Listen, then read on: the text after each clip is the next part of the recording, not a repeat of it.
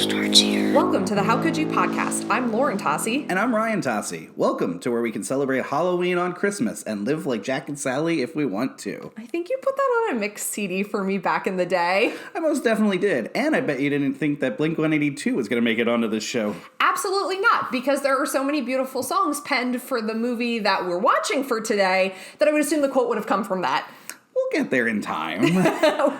Before we get started on today's show, though, a little recap of last week, our, horror genre. First time we've jumped into that. What was feedback? Did you hear? Well, the feedback I got was an affirmation for you about Danielle Harris. Friend of the podcast, Joe Castagna, completely affirmed your love and fanning out about Danielle Harris. Thank you, Castagna. Thank you. Listen, anybody that was our age and grew up with her filmography, we're a big fan. That is the exact thing he said to me when we discussed this. And anybody that's our age now that sees her Instagram are a big fan of Danielle Harris. Okay, moving on. Moving on. Before we get to this week's episode as well, we got a little bit of news to announce. Yes, so we have a special bonus episode coming out. So as those of you who have been listening each week know, we do our episodes every 2 weeks, but in light of the festive season, we've decided to do a bonus episode that will be coming out the last week of the month, last Tuesday of the month, and it's going to be a little Q&A of us talking about Halloween time. Tocci, Tuesday Halloween Holiday Special. Oh my gosh, that is such a better title than the way I just stumbled through trying to explain what we're doing. But yes, we will be doing 3 weeks in a row starting today, and then next week we will have our holiday special, and then the week after that, November 3rd, we'll be back to, our regular format. But next week will just be about Halloween. Yes. Just all things Halloween. All things Halloween, and pumpkin spice, and memories. So if any of you have any questions you would like us to answer on that show, please send us an email, shoot us a tweet, or shoot us an Instagram. Yeah, so and any of the spots that you can follow. So How Could You Podcast on Instagram, How Could You Podcast at gmail.com, or How Could You Pod on Twitter. So send us in your questions, and we'll definitely answer them. Yeah, it'll be great.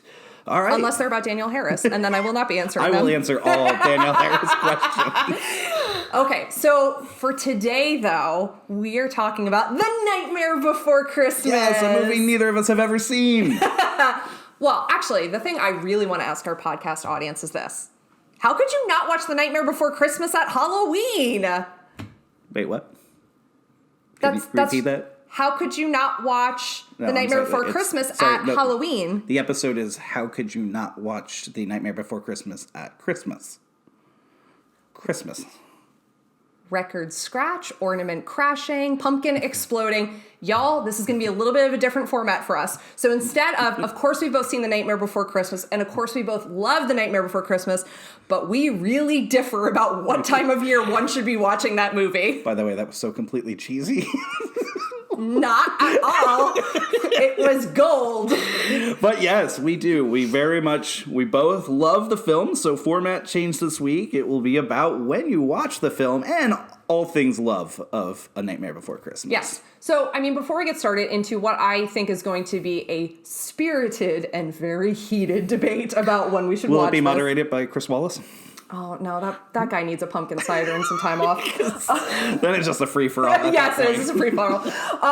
So, thinking about this movie, it's so special. So I'll ask this first. Do you remember the first time you saw The Nightmare Before Christmas? I do, actually. Oh, good. I have a fun memory of it. My sister Erica took me to see it when it was in the theaters at the Lehigh Valley Mall in Whitehall, Oh, my Pennsylvania. goodness. Yeah, Throwing it back. She took me there. We went to see it. I didn't know a lot about it before we went. She seemed really excited. We both loved it.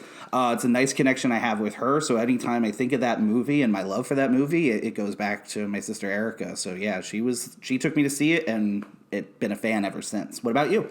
So I definitely remember the first time I saw this. I lived in Texas, and we had this really awesome family room. There was like an air hockey table and a pool table and like a full bar, and it looked out onto a cemetery. And so I don't know who rented. So one of my parents rented me The Nightmare Before Christmas to watch, and I was really enjoying it until they kidnapped the Santa Claus. And tiny little Lauren got really, really upset and wouldn't watch the rest of the movie because I was young when I watched it, and I didn't like that they were being mean to Santa, so I completely checked out of the movie. And now, of course, I love it so much, but I remember very much I was like sitting on the couch and I was just like, what's going on with Sandy Claus? Yeah, nope, I'm out. Like, I didn't care what happened to the Easter Bunny, but the thing with Sandy Claus just really bothered me. You needed to see it to the end. I know, but I was so, at that point, I was so upset because no one wants to see poor Santa thrown into a sack. No, it was like so, like kind of like tiny little bit of trauma. And I was just like, I can't deal with it. So I pieced out of the movie. That is fantastic. Yeah. Fantastic. I was going to say, I didn't think you knew that story. No.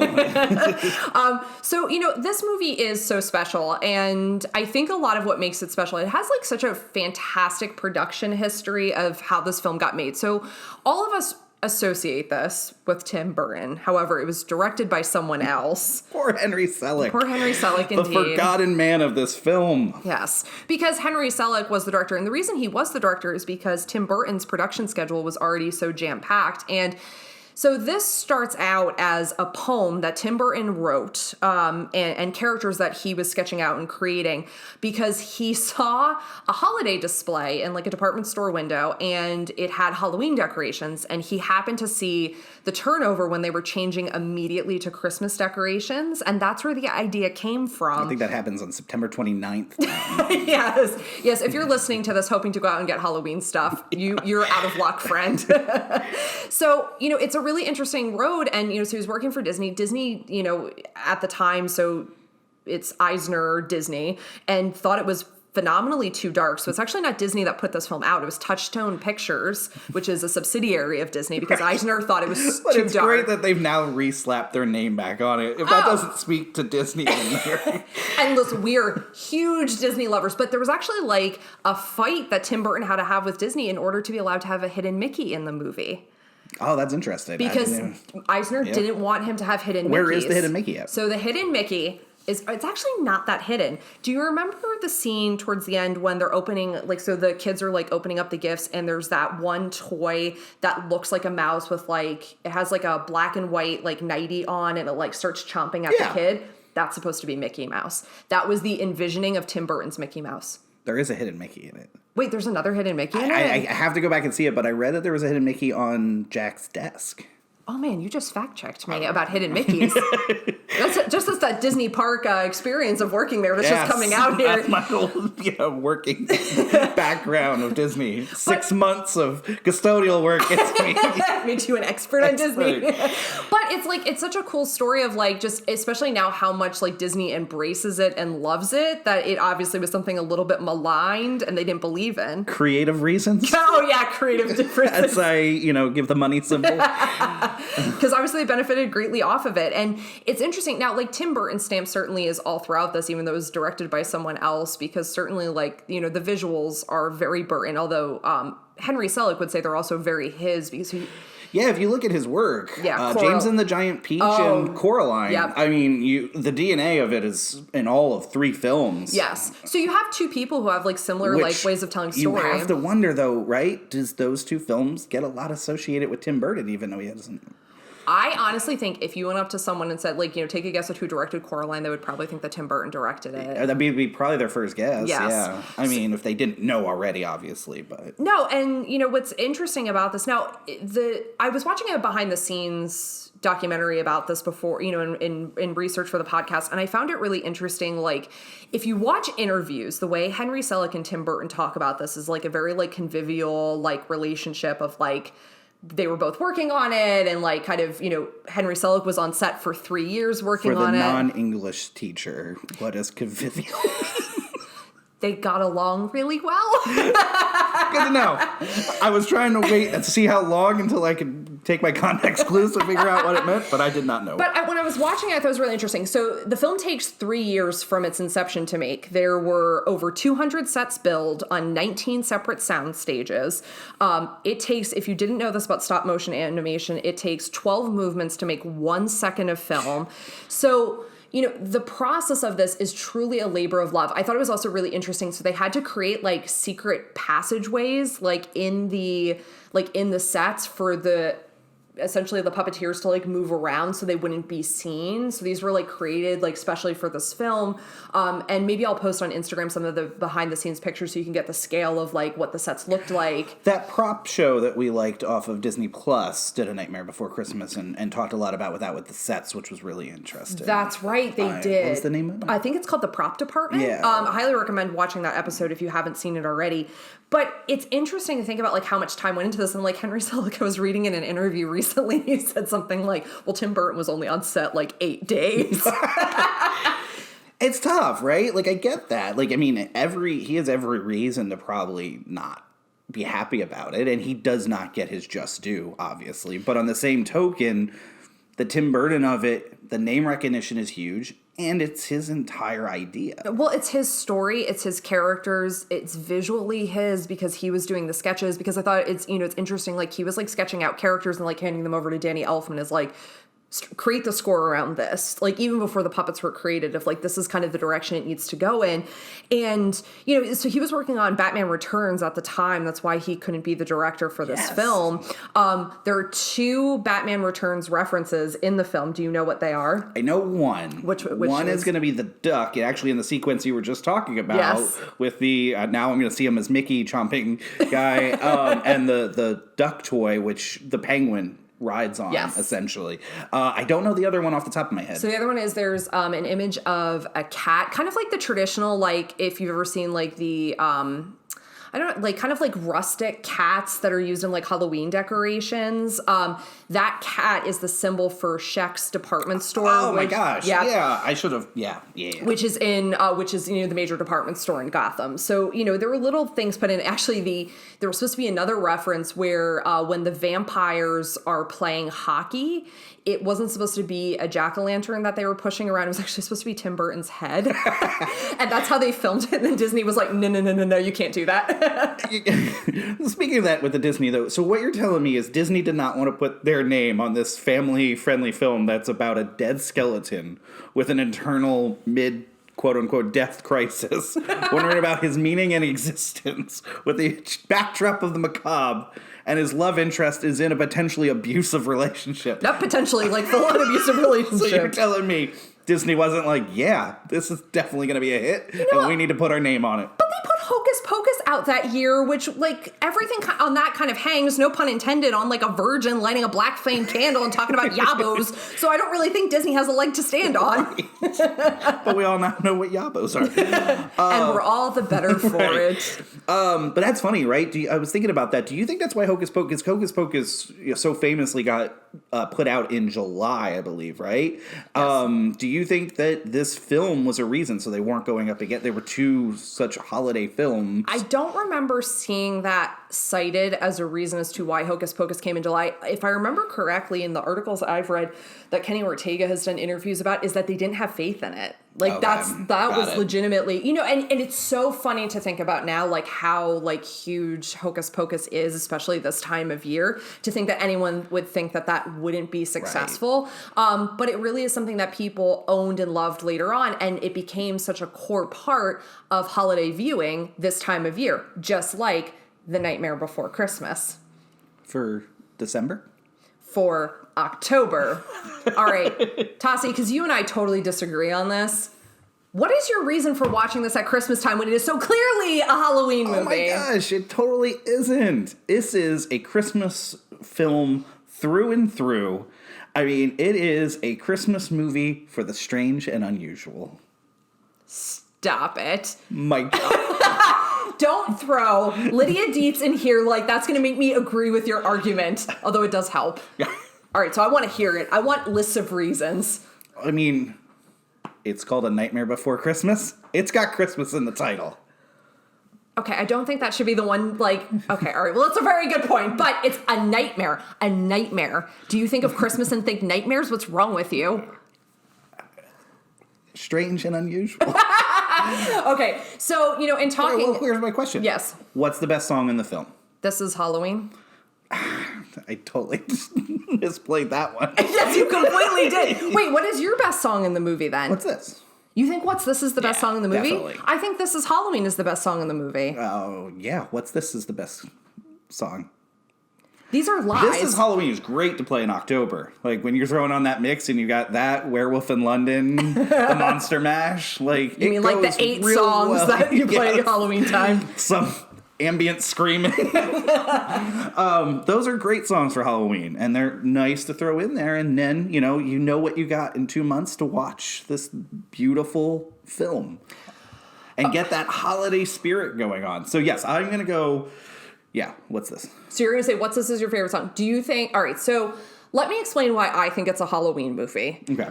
So I think it's a Halloween movie that uses the same pattern of storytelling that is popular in Christmas movies, but supplants it to Halloween. Because... You can't steal my argument here. Is that what your argument Yes. is? But I mean, yes, I was waiting. I was playing some of the fun, but yes, it's the hero's journey.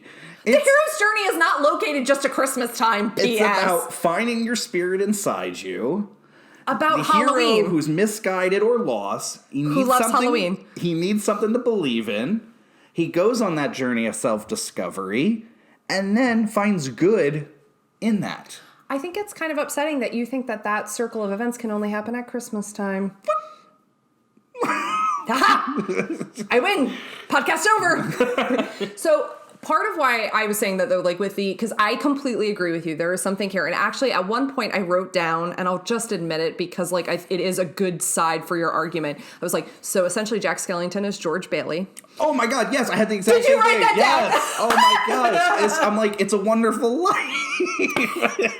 Just, It's a spooky life. Right, a dark version of It's a Wonderful Life. Which is really saying something because It's a Wonderful Life is super dark. It's a Wonderful Life has about 10 minutes of Christmas in the entire film, too, just for the record.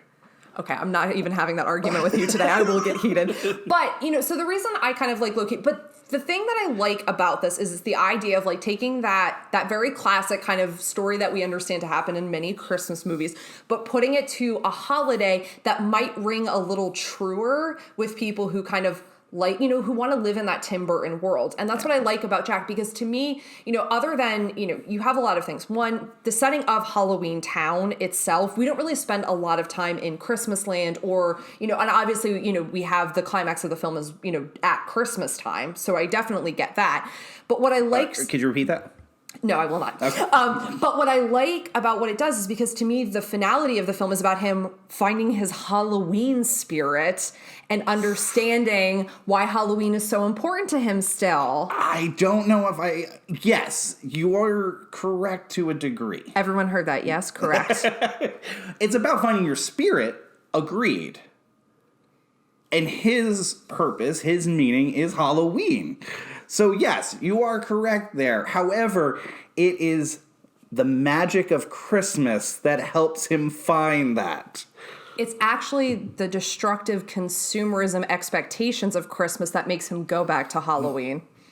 That's not true at all. That's totally true because everything goes pumpkins up, for lack of a better term, and it does not go well because because people at Christmas time don't want to think about anything that's different than what they want at Christmas time.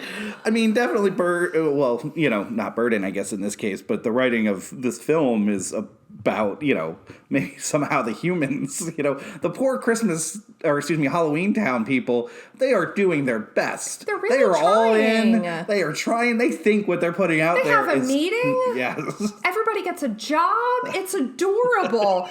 Well, and the writing... Jack loves Christmas. We can agree on that, though, right? He falls in love with Christmas. He does, and I get it, because, listen, if all you had ever experienced was Halloween, I totally get where Christmas would seem appealing, and as you pointed out, he's having a mid-death crisis, which now is, my favorite term about this movie, and it's him trying to find that thing, or, kind of re-find his love of what it means to be the Pumpkin King, and what it means to be in this town, and one of the things I think is really beautiful about this town is, and this is something that Tim Burton does so well in many of his films, is the idea of, what seems macabre and demented to us, they bring such an earnest love to that it makes everyone in that town so phenomenally endearing, because you really believe that there's goodness in them, even though they look at the world differently. Yeah. And I think that's why it is such a great Halloween film, because what it speaks to is to anyone who is more intrigued by ghosts and goblins and this time of year, it says that your thing can be just as special and just as sentimental and just as true and with just as much heart as the Christmas season. Yes, it's about celebrating what you love. Absolutely. But I think the message it's trying to put out there is celebrate how you love when you love it, right? So it's about, you can celebrate Christmas in this, for lack of a better word, outside the box, nonconformist way. Enjoy the holidays how you see fit, how it makes you feel. So bringing Halloween to Christmas, so like influencing Christmas with Halloween, i.e. Halloween movie. Listen, you and I have 3 decorations that we put on our tree every year of Michael Myers, Leatherface, and Freddy Krueger with Santa hats. They are very cute. Are they Christmas decorations or are they Halloween decorations? They're Halloween decorations with Christmas flair. All right, they're Christmas decorations. That doesn't count. That's not part of this argument. You can't bring our personal paraphernalia into this argument. How dare you? How dare you use such good arguments against me? But you know what's interesting about this too, like I think also, because you're right, there's so many things about this film that function like a Christmas movie, that like opening narration, you know, the obviously like the whimsy of it, you know, there's What's This is obviously an incredible song. I was not like trying to announce it's not. I just really love the song This Is Halloween. But I think it's that mixture and blending of seasons. So I liken this to, if you don't know this, like if you've, you know, from going to like the Disney parks or like, you know, following like people on Instagram, like there's this really like interesting. Like Daniel Harris on Instagram? No, not Daniel Harris on Instagram. But You'll get a lot more Halloween though. Yes. Yes. There's this really like interesting blend I always find between people who like love horror and love Disney.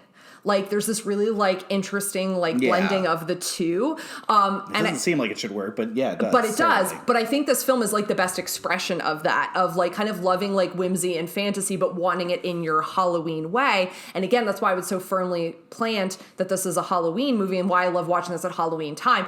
And also, I love Halloween. But November 1st, I switch over real hardcore to Christmas time for about 2 months. And that's great, because you can celebrate holidays how you feel fit.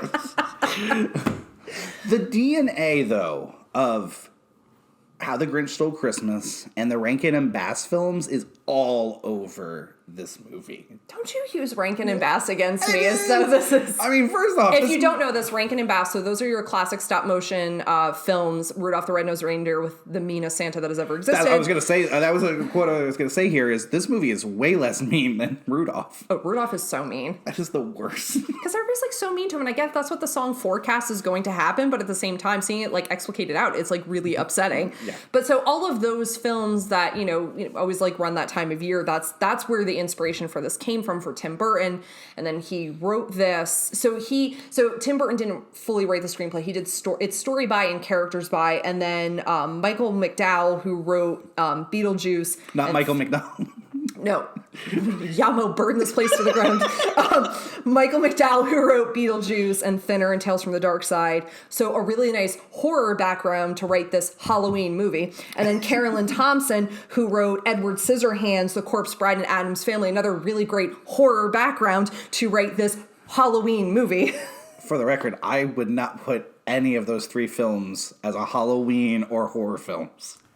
Tales from the Dark Side, you wouldn't like watch that at Halloween sorry. time? I thought you said Beetlejuice. So Michael McDowell wrote Beetlejuice, Tales from the Dark Side, and Thinner. So Stephen King adaptation. Okay, all right, of Thinner. yes, him. And there, then all right, yeah, Caroline Thompson wrote Edward Scissorhands, Corpse Bride, Addams Family. Those are the 3 I meant. I'm sorry. Okay. Yes, yeah. You wouldn't watch Edward Scissorhands or Corpse Bride at Halloween time? Edward Scissorhands to me is more of a like winter movie. Oh, I get that. Yeah. Yeah, because there's like a scene where it's winter time, but the rest of the time it's springtime, so therefore... I'm very surface level.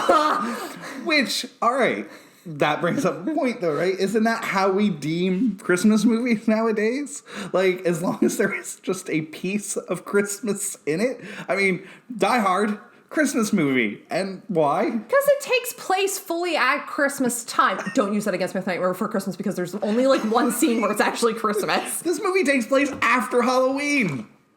In preparation. So what you said, hold on. Halloween Town. Backing up. Hold on. Didn't you say you change over to Christmas after Halloween, November 1st? It is so frustrating, podcast audience, to argue with someone who knows you so well because they just drop truth bombs all over your argument.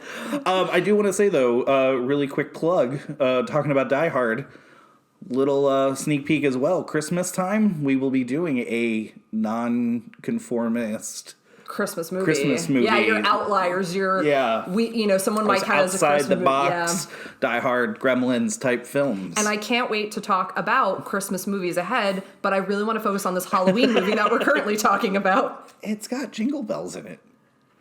How could A you? lot of things have jingle bells. It's also got pumpkins, bats, witches. It's got candy. Fair. I can't argue that. They kidnap and torture Santa Claus. It doesn't sound like a Christmas movie to me just because he's in it. Are you going to argue it's an Easter movie because the Easter Bunny is in it? What did you say, Rare Exports was a Christmas movie? I'm just so mad at you right now. You just keep throwing... So if you've never been in a debate with me, my immediate thing is just to shut down and get mad and go, no, that's not a good point. You're going to tell me to shut up, man? I've thought about it. I do want to go back, though, because we know how much influence Dr. Seuss has with Tim Burton. Yes. And there is, legitimately, there's a lot of DNA of the Grinch in this, don't you think, though? Oh, yeah, completely. And I understand what you're saying because it's like a Christmas class. But again, this is like a Burton turn on using those Christmas ideas. And certainly in the sets, I think you can really see that, the curved, obviously the curved hill that's so important in the film and the cemetery, that looks like a Dr. Seuss, drawing right there. Why are you looking at me like that? No, I'm listening. I agree. You bringing up very good points. I feel like here's the thing. I feel like you're like a sniper on the side. You're just waiting. No, I'm actually waiting for the opposite because I'm assuming you have the mic drop moment for me coming up. For your argument. Oh gosh, I really hope before I do. Get there, I just want to again point out this movie is about believing.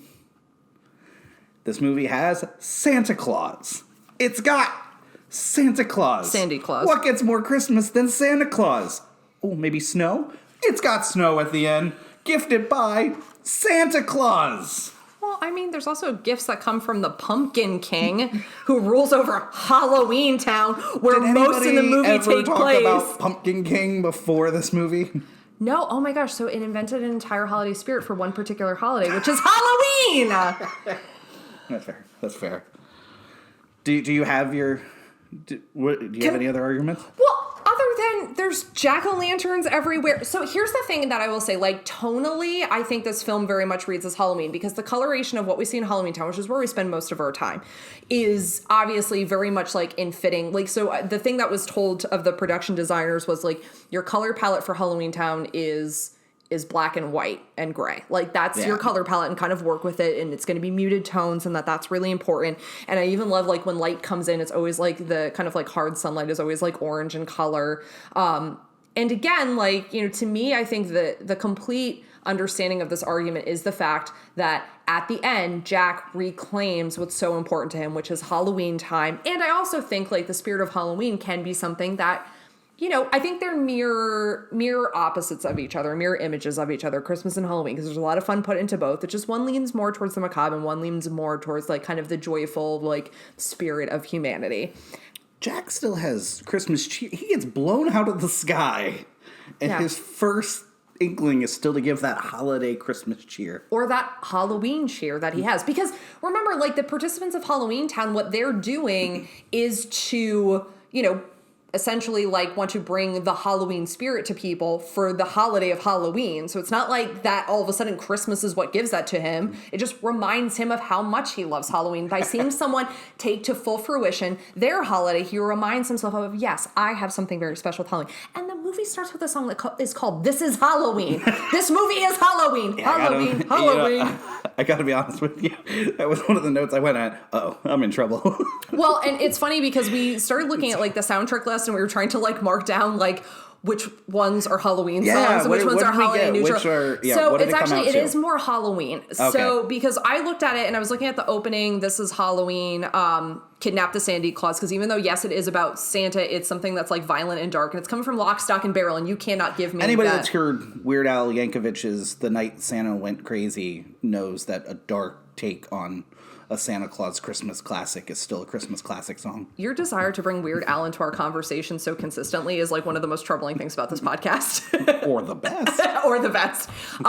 Oogie Boogie song obviously is Halloween. Nabbed is a Halloween song. And then the finale reprise and the closing is Halloween because it's Jack reminding himself of, you know, the value of Halloween time. And then the Christmas songs obviously are What's This, the town meeting song because he's trying to explain to them what Christmas is, Jack's obsession, Making Christmas, that one I'll give you. And the Christmas Eve, you're welcome. The Christmas Eve montage, and then To the Rescue.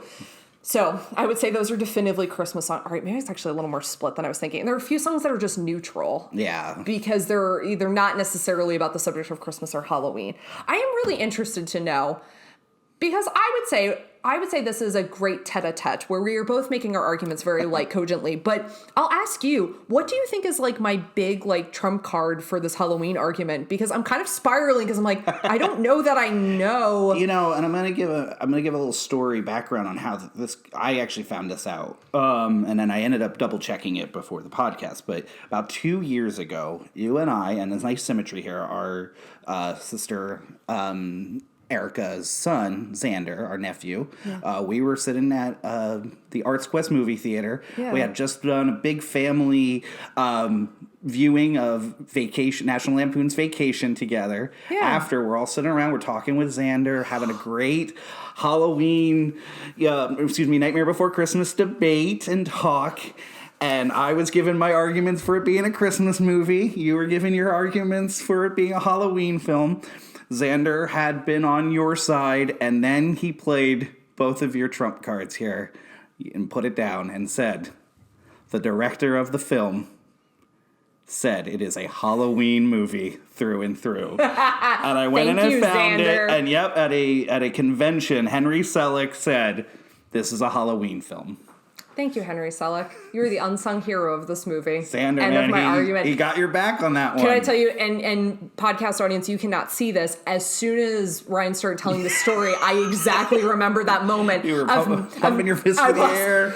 And honestly, I was thinking, I was like, yes, because I remember that because Xander said that, and I went, as always, our nieces and nephews are so much smarter than us.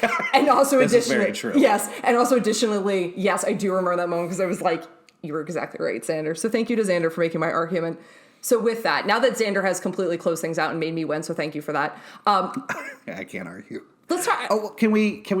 What about November? Can we split the difference? Okay, maybe that is. You know what? Maybe that's fair. Maybe we. It's a bridge. It's a bridge. In this difficult time we live in, A Nightmare Before Christmas can bridge us between the Halloween and the Christmas fanatics, and in November, we can come together and watch this film and bridge Halloween to Christmas. Oh, that's nice. What a lovely Halloween spirit you have. I know. I got it from all my Christmas love. So talking about, and certainly we love this film, and I know many people do. This is something that really, I think, has, it's spanning generations at this point of people discovering this film for the first time. It becomes very much a staple, whether you're watching it in October or December, and in particularly, like, I think it's, the music obviously is so important and iconic here because the songs are phenomenally catchy, and Danny Elfman's score, Danny Elfman's score 9 times out of 10 is always going to be the difference in a film. But, there's so many beautiful things about this. So I'll ask you whether it's a Christmas scene or a Halloween scene, although you have more Halloween scenes to pick from than Christmas ones. Do you have a favorite scene in this movie? I do. What is it? But I will, right before I say that, you're right. Ultimately, in the end, this is all just for fun, and we're joking around, obviously. No, I'm dead serious. It's a Halloween movie. Watch this movie whenever you like. That's really what the meaning of this movie is, right? Be yourself. Yes. Enjoy what you love. Yes. Do it at the best you can. Yeah. And enjoy the things that you love when you want to. So, you know what? You want to watch this on March 14th? Go right ahead. feel like a really random date you just picked, but if you want to watch on March 14th, you go right ahead. Yes. That is now Nightmare Before Christmas Day. Favorite shot of the film to me is the Jack grabbing the door handle. Oh, great. So beautifully done. And I heard it was one of the more difficult shots they had to get. Yes, because it required that so the tunnels that they created to hide the puppeteers, they had to be really deliberate because you were going to see the back of the set in the reflection, and they had to be really deliberate about how they did that in order to get that shot. So I'm sure it's good that that's like a scene that you really love. Oh my God. I mean, it's more of the shot, right? Because it's only a second there, but it is just so, it encompasses the entire film. And then the other sequence, which I know I have some random questions for you in a moment here. Oh, good. But one of them was going to be, is there a cooler scene than Oogie Boogie's scene? And I remember going back to being a kid, like in the theater watching it with my sister, and seeing that on the big screen, and just the colors of that, and because of how the film's colors are done throughout the movie, and then you get that neon. It's awesome. It's such a great scene. And it's so, the thing is, I remember writing down at one point, I'm like, is there a single moment in this movie that isn't incredibly iconic? Oh my gosh, right? Every single scene is, and there's not a piece of unwasted space in that movie. No. And, so you're talking about, like, just economy of, like, storytelling and visual effects. And I think, like, part of it is because this is something that's so popular and has been, obviously in so many ways, like, displayed in how people celebrate it in its fandom, like, apparel and, like, knickknacks for home and, like, all of that stuff. So it's, like, I think that only adds to, like, every single moment of this movie is perfectly iconic. And every single character is so well chosen and so, like, developed, and them instantly, like, so this is Halloween is a great scene because in essentially, like, introduces you to every, like, member of Halloween Town, which is where the bulk of the movie takes place. And there's, like, great references. There's the behemoth with the axe in his head is meant to be Tor Johnson from Plan 9 from Outer Space. That's awesome. So I never knew that. And then I was reading something and I was like, oh, that makes so much sense. So it's a reference to Ed Wood's Plan 9 from Outer Space, which Tim Burton was also in production on which is another reason why he couldn't direct this film. So it's a reference to him and, like, the vampires and the witches and, like, every character in the movie is, like, so fully formed so quickly. And that's really, like, can make that so immense. So that's a great shot that you picked. But I'd say, like, every shot's iconic. Right. Do you have a favorite? I mean, so there are so many shots that I find beautiful. I really love the sequence where Jack is experimenting on Christmas and, like, is putting, like, he puts, like, the cranberry into the microscope, because I love how that was shot. Like, everything in that scene felt so real. Like, the glass looked, and because they used glass, like, so everything looked really real and vibrant. And I love kind of that he's trying to get to the source of it. So he's using the scientific method. Like, the only thing that makes sense to him is, like, to actually, like, investigate Christmas. So I love that sequence.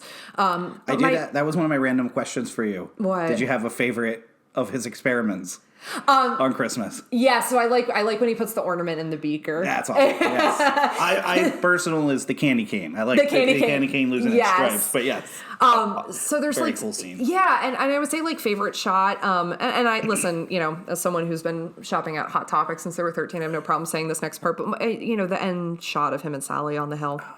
There's so no beautiful. more iconic ending to a film. No, and it's just like... I'll say that about, like, 8 movies we do over the course of this podcast, but it's one of the best. Yeah, and it's hard not to be hyperbolic with films like this that, like, you've loved for so long, and again, have watched it whatever time of year you want to watch them. Yeah, they end in with a beautiful Christmas snow cover just glistening. On that awesome cemetery with the dog flying with the jack-o'-lantern on his nose. You don't think the dead can have Christmas spirit? According to Christmas Carol, yes, they can. But yeah, you're right. I get I love that scene. That's a great scene. You brought up Hot Topic, and I think this is actually the legacy of this movie. Yes. Where it gets its legs. There are 2, I think, pivotal moments that happen with this movie to have kind of its... where its place is now. I think it was always beloved. I think it was one of those things. There was always our appreciation and there was always a love for it out there. But the 2 to me are, the first is 2006. Disney finally slaps their name on it. They realize what they have and they slap their name on it and they 3D release it. Yes, and it was that was before the surge, before we got that surge of 3D films. Well, and they released previously unreleased songs with it too. Yes, because there's the sound. Sorry, so when I was reading off the Halloween versus Christmas song list, I was going by the original soundtrack, not the 2006 re-release. Gotcha. Okay, yeah, and that's fine. But yeah, I think that's a huge moment for this film because I think it brings it to a new audience. Mm-hmm. It mainstreams it for kids. Yep. You and I took our niece Sydney to see it. Yes, we did. Yeah. We gave her. I'm pretty sure we gave her a pretty cool poster too of the 3D. Them all wearing the 3D glasses, which became really iconic with the movie. Oh my gosh, I remember that. But yeah, I remember taking our niece Sydney, and that was a ton of fun. I mean, now a college senior. Stop! This makes us old. But that was great and such a great memory. Another reason why this film's so, I think, connected because it's been such, everybody loves it, right? Yeah, you don't run into people who are like, Nightmare Before Christmas. So I think that 3D release is huge in giving it another growth. Yes. Hot Topic. You can't discount what it's done for that movie. No, because I think way. What it does is it, the kind of the merchandising that comes with that is what you do is you give kind of space for the people who are quote unquote feel kind of outcast or feel kind of different or own this film. You kind of make it socially acceptable to this movie that's supposed to be a cartoon that you love as a kid to be something that kind of travels with you. Mm-hmm. And what I love about this movie is because I do think it's something you can really grow with, because I think as a kid watching the stop motion animation and kind of all the things that are meant to appeal to a kid when watching that, but I think as an adult you get into the deeper layers and you're wow, Jack is really going through something here. And I was actually tracking the characters and I'm they're all kind of representations of different versions of anxiety and depression. There were really cool things that I think happen in this film as you watch it as an adult where you're this is kind of the worth. And I think this is how a film stays this iconic, is when you can keep discovering things about it, whether it's tiny little Easter eggs in the background or understanding at a deeper level these characters. Yes. Can I bring you to my random questions? Yes. Quick fire. Random questions. Do you know Jack's first appearance ever in film? Yes, it's in Beetlejuice. Yes, it is. It is on Beetlejuice's cap when he's coming out of the table as the circus. With the carousel around his head. Yep. Mm-hmm. Is Zero the best film pet of all time? Yes, and I won't lie, and I'm allergic to all animals, but I was if I ever have a dog, I think I'd want to name him Zero. I don't think you'd be allergic to Zero. I think that might be the one. I think that's why he's my best dog. We can actually get. Favorite side character? Ooh, great question. I am a very big fan of the vampire bats. Yes. They are very, I don't know why, I just really enjoy them. Every time they go on screen, they just make me smile because they're so kind of sweet. They're not tall and scary. They're just sweet little bats. Mine is the zombie overalls guy. Oh, very nice. I love when he does a chest bump with the clown. I also like that they have a version of Danny Elfman hidden in the stand-up bass. Oh yeah, that was great. Yeah. Yes. Let's see, which town would you visit if you had a chance? But it can't be Christmas or Halloween town. Oh. So you have Thanksgiving town. Okay. Valentine's Day town, St. Patrick's Day town, Easter town, and we believe there's a July 4th because town. it's the first a firework or something. Yeah, it's a firework and it's very quick. I don't think I want to see what 4th of July town looks like. No, nor do I. It sounds really dangerous. It does sound dangerous. So I think, all right, so Thanksgiving. I love Thanksgiving, and I kind of, and if I'm assuming then I would just get to eat a lot of Thanksgiving foods, then that sounds like a party I'm here for. So I think Thanksgiving. Favorite song in the film? Oh, Sally's song. Oh, beautiful song. Beautiful song. And I know that's going to sound contradictory to what I said at the beginning. I love This Is Halloween, and that song kind of just gets me pumped up in general because it's just awesome. But Sally's song is so beautiful, and Catherine O'Hara sings that so perfectly. And then mine would be, I love the Something's Wrong with Jack. Something's wrong with Jack. Because I love the little kid that just goes, hope he isn't dead. Yeah, I know. It's such a great line. So thinking about this, and this movie's so iconic, it should never be remade, I should say. But, Disney has a propensity now for doing live action remakes of their films, where now you're taking these animated classics and moving them into the territory of putting real people in them.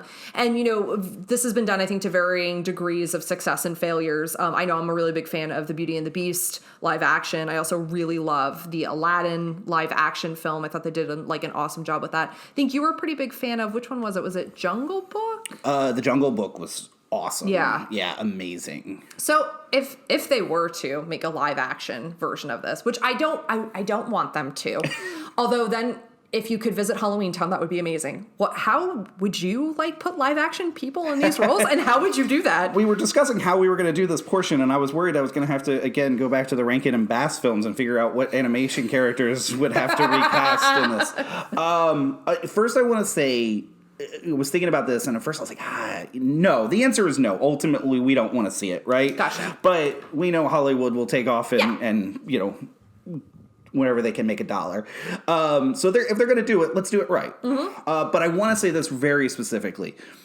I don't know about a live action movie. This would be a fantastic Broadway play. Yes, it would. Broadway musical, yes. Excuse me. Especially if you've seen what they did with Cursed Child and things with the settings. Yep. It won't work because, again, people are either going to see it in October or December, and then you only have about a 3-month stay, but it would be amazing. And we've seen a YouTube video that proves this. If you ever get a chance, look up Broadway, I think it's Broadway musical, Jack Skellington or Nightmare Before Christmas. Something like that. Amazing. And if you ever want to know if this could work, watch that. Yeah, watch that. Really good. Yeah, it's an amazing video. So, yeah, I had some fun with this, and I had some good ones. If we did this, Dr. Finkenstein. Yeah, Finkelstein. He's the only one I don't have doubles, because I'm going to give you some. Oh, no. Okay, here. go ahead. Mark Hamill. I don't I can't. Anybody else playing that? Nope. That's fantastic. Yeah, because the voice work would be so perfect. I would do Oogie Boogie's Lock, Shock, and Barrel a little differently. I'd like to make them a little older, a little more mischievous older guys to be his henchmen. I just know where this is going. So I'm thinking Sarah Silverman as Shock. Okay. And I don't know, Ben Schwartz and Bill Hader as Lock and Barrel, maybe. Every week. But I can't even argue with you with that casting. That would be so perfect. They would play so nicely off of each other. Santa, John Goodman. Oh, epic choice. And then I'm going to give you some options here. Oh, okay. All Choose right? my own adventure? Yes. Okay. So the mayor. Yes. Josh Gad or Jack Black? Josh Gad. Nice. Josh Gad. Josh Gad. 1,000 times Josh Gad. I think he could play that. I love the political subtext in this movie, by the way. Oh, yeah, right? Yeah, but... I'm an elected official, Jack. Yeah, Josh Gad would have that play off that really fun. Yes, completely. All right, Oogie Boogie. I got 2 for you here, okay? Bill Murray. Okay. Or Tom Waits. I will never pick against the Murray. I just want... Please let that be noted. Because he has my all-time favorite Christmas special, A Very Murray Christmas. Very Murray Christmas, Sophia Coppola. Yes. But oh my gosh, Tom Waits in that role would be... He would be so cool. Amazing. So cool. Amazing. Yes, his voice is perfect for Oogie Boogie. My alternates on that were Defoe and Clooney. But Bill Murray and Tom Waits. Tom Waits. Yeah, all right. Tom Waits. Okay, so that leaves us then here with Jack and Sally. Okay. And here's what I did. I have parents, and I have them based on different ages. So I wanted to get Jack and Sally a little closer to age, because otherwise I would have done this a little differently. So I'm going to give you 3 options. And then I get to pick which one I like best? Yes. Okay. All right. I want to hear the options, and then I'll pick. There are my first 2, my youngest 2. Okay. Okay. I do not know their singing chops, so I'm going to throw that out there. And you're going to hate me for the first one. I know exactly who it's going to be. I already know who it is. Sally? Uh-huh. You want to say it for me? So this... Sorry, I can't stop laughing because I know exactly. Anya? Taylor-Joy. I started laughing so I couldn't say it. I knew you were going to pick Anya Taylor-Joy. I actually at one point was writing in my notes. I didn't write it down, but I was like, he's going to pick Anya Taylor-Joy for Sally. Go ahead. Who's your Jack in this situation? We had a lot of debate about Anya Taylor-Joy this week about whether she could play Furiosa. Yeah, and she's an amazing actress, but I had some thoughts. So then when I was like, she would be a perfect Sally. She would be, because she kind of looks like Sally. She's going to crush me for bringing her up this week. Robert Pattison as Jack. Okay. I want to hear all three, and then I'm going to tell you my favorite. My mid-range. Okay. Josh Groban as Jack. Okay. And Emma Stone. Okay. My least favorite, but I could hear Josh Groban's voice in Jack. Yes. Okay. We were lucky enough, we saw him in a Broadway play called The Great Comet. It actually has a longer title, but we saw him in The Great Comet, and from that role alone, yes. And then my older versions, which I think would be awesome and just fantastic. Alan Cumming as Jack and Zooey Deschanel as Sally. This is truly like all of them, but okay, you've rendered me like unable to like make a decision here. So here's the thing. I actually think that Anya Taylor-Joy and because Robert Pattinson can sing. Okay. He doesn't have Jack's vibrato, so I don't know if that would work as well. And I like Anya Taylor-Joy in that role. And Sally's range does not need to be phenomenally large, so she could probably get a vocal coach and do this. I really like the pairing. All right, so I'm going to say this. My least favorite is Josh Groban. Pairing. The reason is because I don't see Josh Groban as Jack. Yeah, I gotcha. I don't see it. Alan Cumming is so incredible, and Zooey Deschanel would be so perfect as Sally. I think that's my favorite pairing, because I just think they would work so well together. And Alan Cumming kind of seems like, as a human being, as though he came out of Tim Burton's world. So I completely, yes, that's your Jack and Sally, completely. All right, perfect. Yes. Before you go into yours, really quick, do you know who Dr. Finkenstein was voiced by? No. Uncle Lewis. Oh, serious? Like, the blessing. Clark, get my stogies. It's so cool that he got to do a Halloween movie and a Christmas movie. And moving on to your cast. Okay, so I'm going to say this. I'm going to go through my cast quickly. I immediately don't like mine as much as I like yours. Oh. I'm going to immediately tell you knocked it out of the park. So I had as Santa, J.K. Simmons. Nice, yes. I had as the mayor, James Corden. Oh, yeah, definitely. And if you don't know this, like, James Corden has like quite the musical background. And so I did my casting based upon their knowing that they had a singing background. Understandable. So for my Dr. Finkelstein, I had Toby Jones. And I know he's come up before on the podcast, but I just think Toby Jones would work really well for that. He would be really good. Yes. Okay, my Jack and Sally, I kind of ran into the same thing where I was like, I want their respective ages to be pretty close to each other. So I had two options for my Sally. Either Amy Adams or Journey Smollett. And if you need to know about Journey Smollett's vocal performance and stylings, I would highly recommend watching her in Lovecraft Country or in Birds of Prey. Yeah, she's great. She's an amazing, amazing singing voice. Yeah, she's very talented. And then the pairing of my Jack to my Sally when it's Amy Adams would be Ewan McGregor. Oh, yeah. And then my pairing of Journey Smollett, her Jack, I was really torn, and I have like several names written down, but the person I think I saw it most as is I could either see her with Ewan McGregor, because I think something could really work with that, even though there's a pretty like big age difference there. I saw her as being paired with Harry Styles.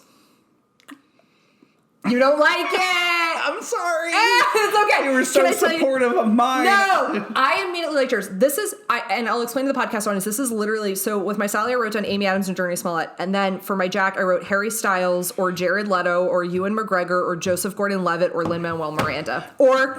And to verify, Robert Pattinson. I also like your Joseph Gordon-Levitt a lot. Yeah, Joseph Gordon-Levitt would be great. Actually, I think Joseph Gordon-Levitt paired with Journey Smollett would work really well. I would like that. Yeah. All right, cool. So that's why I was like, I don't know which one I'm going with. And then I just literally, it was kind of a Ralphie football moment where I was just like, I'll just like go with the first person I saw. So I like yours better. Hollywood, do not make this live action movie, but make a Broadway musical and use our cast, which I'm sure will be cheap. Very cheap. Very, very cheap. And finally, to kind of close this out today, I mean, we can't discuss this movie without talking about the legacy of Tim Burton. Oh, of course. And you just had this great discussion of Burton Bonanza with Arts Quest, and you guys had some great discussions about, all of his filmography. And kind of piggybacking off of that, let's hear your Tim Burton favorite films. So immediately, my favorite Tim Burton films come from like different periods of my love of Tim Burton. So of course, Beetlejuice. I can't express enough how much like the character of Lydia Dietz means to me, and how much I loved that film. And as someone who always had an interest in horror, but was like a horrifying scaredy cat, like things like that, films like that were really kind of like my first entrance into, you know, kind of loving horror or loving the things associated with horror. And I love that movie. And I love, you know, just the spirit of Tim Burton films of like, you know, what makes you strange is what makes you special. Like the unusual is something to be marveled at. I love the ways in which he makes the unusual very beautiful. So definitely that film. But I would say if you're asking me like favorite Tim Burton film, it's Big Fish. I love that movie to the ends of the earth. And I think part of the reason why that resonated with me the first time I saw it is because my grandfather, my pops, and my mom's dad was a phenomenal teller of story and a phenomenal exaggerator of story. And I think that film resonated with me because I realized like the ways in which we tell our stories are the ways in which we envision our life. And sometimes the things we want to make possible, like seeing magic in the world and seeing things that are special and strange, really come from your perspective. And I feel like that's something that, you know, was very much taught to me by, you know, my grandfather being such a phenomenal storyteller, and additionally by that film, because it reminded me of, you know, it's the ways in which you see the world that can make your life extraordinary. So I truly love that film. You know, it's my favorite Tim Burton film, and I'm not even going to try to step on all the beautiful words, and you hit it out of the park. Anybody that had, especially a male figure in their life that was a big storyteller, and believe in any type of magic in the world, you cannot not love that film. It just beautiful. And if you tell me you don't love it, you're going to get a really loud "how could you" from me. Yeah, I mean, do you have a top 5? So top 5, I would say, you know, so I'm going to associate Nightmare Before Christmas with him, even though he's not the director. So top 5 in no real particular order, but it'd be Big Fish, Beetlejuice, The Nightmare Before Christmas. I would say probably next, Batman. And then I would say Edward Scissorhands. Oh, amazing. Yeah. So how about you then? Well, I'm going to say right off the bat, Charlie and Chocolate Factory and Dumbo are my least favorites. Oh, yeah, no. We were talking about, like, the redoing of the Disney films. Yes. And Dumbo was the most disappointing of those films. Yeah, and don't waste Colin Farrell when you have Colin Farrell. He should have knocked that out of the park, and it just was so fell so flat and boring. Yeah. And then Willy Wonka is... So, those are my negatives, but yes. I did not put Nightmare Before Christmas in my totally fine. Big Fish, Beetlejuice, our top two are the exact same. Okay. Number 3 to me, Big Eyes. I forgot to put Big Eyes in. Hold on. Redo. I want to put Big Eyes in the list. If anybody hasn't seen it, and again, this kind of came up in your discussion the other night, yes. It's a film that sometimes people don't realize is his film. Because it's a biopic about Margaret Keane. Yeah, it's very different, but he definitely puts, again, you know, we use that a lot, his DNA is in there as a director, yes. And he just crafts a beautiful film, and Amy Adams, as always, knocks it out of the park. Sleepy Hollow, a great Halloween film. How did I forget to put Sleepy Hollow in my list? Sorry, go ahead. So, yeah, we can agree on that. Edward Scissorhands, number 5. And then I'm going to go, keep going. Yeah. Batman Returns. Okay. Because I like that actually better than the original Batman. I can understand that. Ed Wood, because I want to just talk about how great Ed Wood is. Yeah. That is such a good movie. Yeah, it's a great film. Bela Lugosi. And then I would go Batman, Mars Attacks, Sweeney Todd. Right.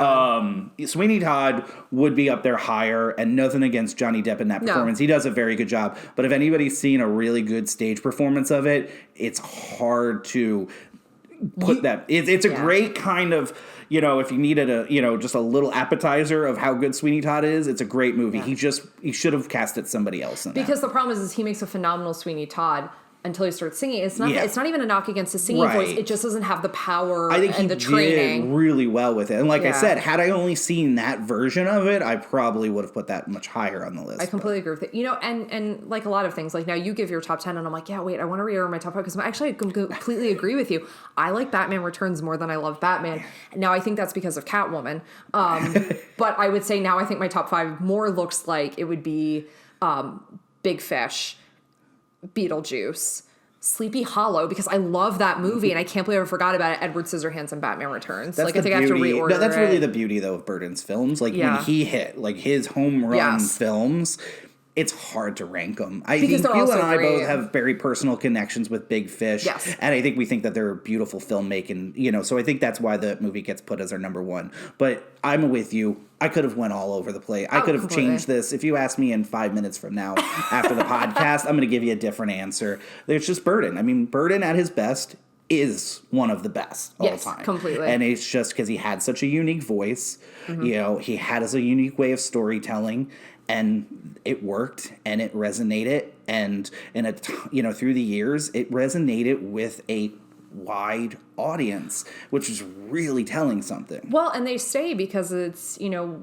when I talk to students about like Burton movies, like they know all of them. Like when we watch The Crucible, they'll be like, oh, that's the girl from Beetlejuice. Tim Burton made what should have been cult classics. Oh, well said. And on that final note, because I can't say anything more profound than that, if you are not already, please follow us on Instagram at How Could You Podcast, on Facebook at How Could You Podcast, on Twitter at How Could You Pod. And if you have any suggestions or questions you would like us to answer for our Halloween bonus episode, email us. It's howcouldyoupodcast@gmail.com. And until next time, enjoy the Odyssey.